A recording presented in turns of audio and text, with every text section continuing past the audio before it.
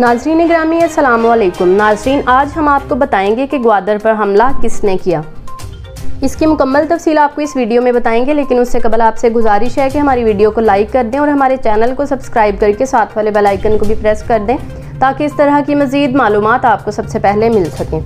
जी तो नाज़रीन, आपको बताते चलें कि दुश्मन नहीं चाहता कि सी पैक का मंसूबा कामयाब हो और पाकिस्तान इस खित्ते की ताकत बन जाए।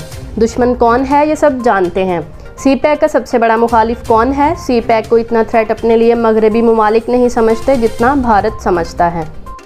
इसीलिए भारत इस मंसूबे को नुकसान पहुंचाने के लिए हर हद तक जा सकता है। इससे पहले दासू हमले में भी भारत मुलव्विस था और पाकिस्तान ने तमाम सबूत चीन के हवाले कर दिए थे कि कैसे भारत ने टीटीपी से मिलकर ये मंसूबा बनाया, जिसमें अफगानिस्तान की एनडीएफ भी शामिल थी और चीनी इंजीनियर्स को कत्ल किया गया, सिर्फ इसीलिए कि चीनी पाकिस्तान से चले जाएं और पाकिस्तान में सरमायाकारी ना करें। लेकिन चीन ने तब भी वाज़िया ऐलान किया था कि सी पैक हर हाल में मुकम्मल होगा और तमाम मंसूबों पर काम की रफ्तार तेज़ कर दी जाएगी।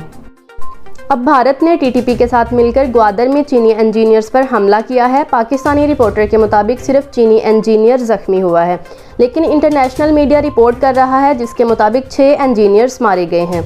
इसके पीछे हाथ सिर्फ और सिर्फ भारत का है, जो टीटीपी को फंडिंग कर रहा है, जिसको गौरव आर्य ने भी एक्सेप्ट किया था कि भारत पाकिस्तान में दहशतगर्दी के लिए अफगानिस्तान में मौजूद तंजीमों को फंडिंग कर रहा है। अब पाकिस्तान को भी भारत को ये धमकी देना होगी कि अगर भारत ये फंडिंग नहीं रोकता तो पाकिस्तान तालिबान के लिए कश्मीर के रास्ते खोल देगा।